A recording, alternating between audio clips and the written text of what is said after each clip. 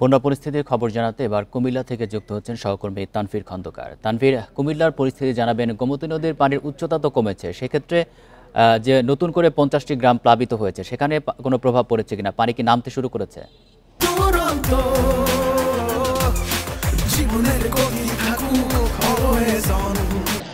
কুমিল্লার পরিস্থিতি আসলে ভয়াবহ রূপ নিচ্ছে, কারণ আমরা গতকাল রাতে যেটি খবর পেয়েছি, ব্রাহ্মণপাড়ার উপজেলার যে শালদা নদী, ভারত থেকে আসা শালদা নদী, সেই শালদা নদীরও কিন্তু বাঁধ ভেঙেছে।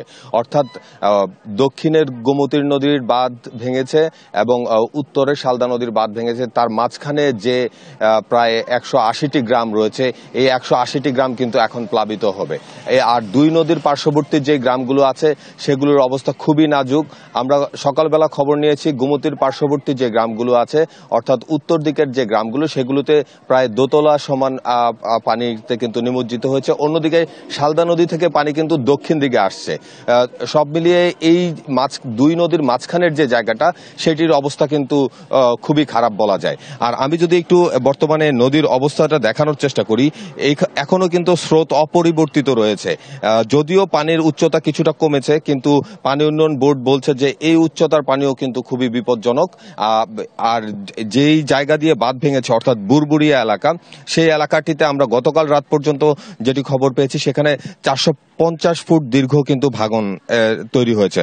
অর্থাৎ নদীর একটি ধারা সরাসরি প্রবাহিত হচ্ছে, অপর একটি ধারা কিন্তু ওই গ্রামের দিকে যাচ্ছে। অর্থাৎ নদীর পানি কিন্তু এখন সম্পূর্ণ লোকালয়ে প্রবেশ করছে।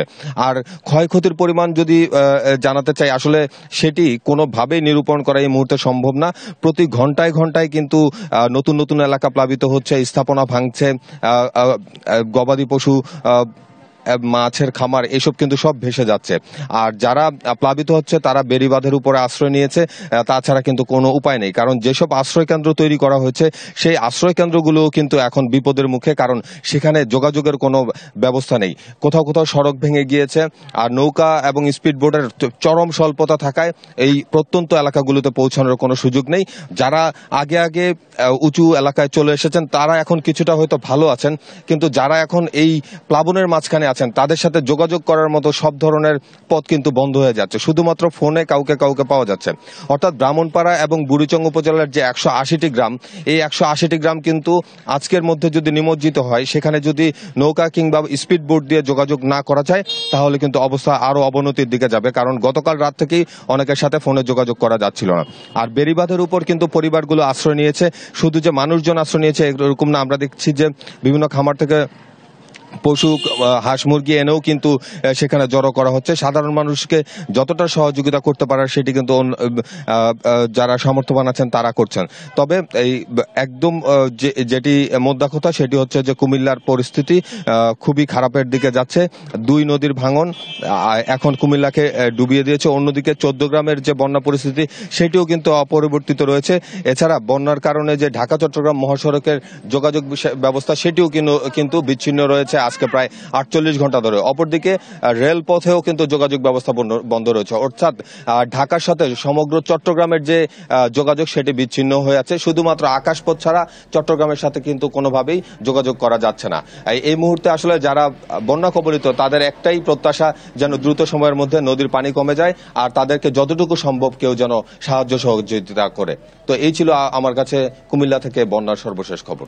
কুমিল্লা থেকে জানাচ্ছিলেন সহকর্মী তানভীর খন্দকার। এবার আমরা নোয়াখালীর বন্যা পরিস্থিতি জানবো। সেখান থেকে যুক্ত আছেন সহকর্মী আবু নাসের। নাসের, নোয়াখালীর কি পরিস্থিতি এখন? সেখানে ত্রাণ কার্যক্রম ঠিকমতো চলছে কিনা, আর পানি কি এখনো বৃদ্ধি পাচ্ছে?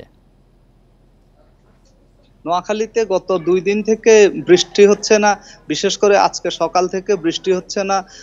বরং আকাশ অনেকটাই পরিষ্কার হয়ে গেছে, রোদ আছে। তো বৃষ্টি না হওয়ার কারণে কিছুটা স্বস্তি মানুষের মধ্যে।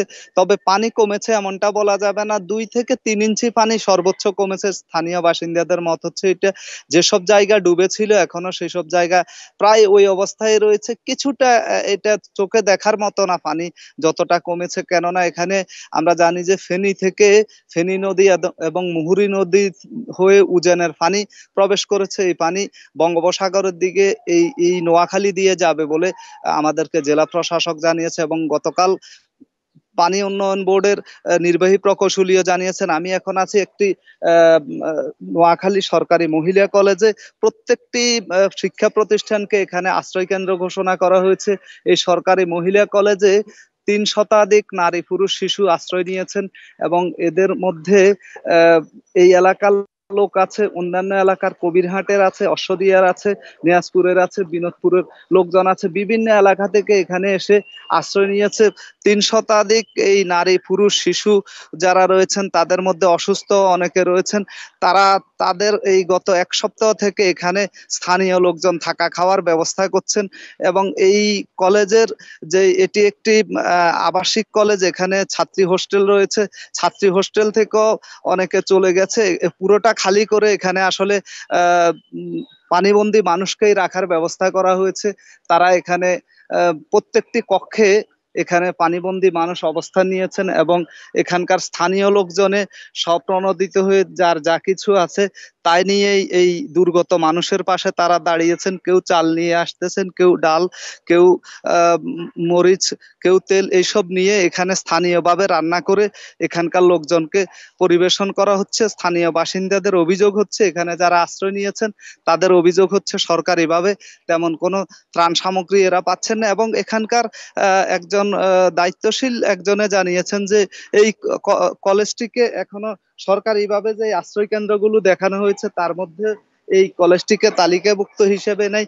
এটি আসলে এরকম অসংখ্য শিক্ষা প্রতিষ্ঠান, অসংখ্য উঁচু দালান রয়েছে যেগুলো সরকারের তালিকায় না থাকলেও এগুলো মানুষ আশ্রয় কেন্দ্র হিসেবে ব্যবহার করছে। স্থানীয় ব্যবস্থাপনায় এগুলোতে থাকা খাওয়ার আয়োজন করা হচ্ছে এবং এখানে যদি সরকারিভাবে দ্রুত ত্রাণ সামগ্রী এবং সাহায্য সহযোগিতা না পাঠানো হয় তাহলে এটা আর কতদিন চালিয়ে যাওয়া যাবে, এটা আসলে দুরূহ হয়ে পড়েছে। কারণ প্রত্যেকটি এলাকার মানুষের তো দুর্গত, সবারও তো সামর্থ্য কারো এমন বেশি নাই, তারপরও যে যতটুকু পাচ্ছে দিয়ে আপাতত এই আশ্রয় কেন্দ্রগুলোকে চালিয়ে নিচ্ছেন এবং প্রতিনিয়তই এইসব আশ্রয় কেন্দ্রে লোকের ভিড় বাড়ছে, কমার কোনো লক্ষণে নেই। সকালে আসতেছে, বিকেলে আসতেছে, সন্ধ্যায় এখানে লোকজন আসতেছে দূর দূরান্ত থেকে এবং আমরা খবর পাচ্ছি যে এখনো বিভিন্ন এলাকায় পানিবন্দী মানুষ রয়েছে। নৌযানের ব্যবস্থা করা হলে তারা এসব আশ্রয় কেন্দ্রে ঠাঁই নিতে চায় এবং অনেকেই দোকানপাটেও আশ্রয় নিয়েছে। এই হচ্ছে আমার কাছে এখানকার সর্বশেষ। নোয়াখালী থেকে জানাচ্ছিলেন সহকর্মী আবু নাসের।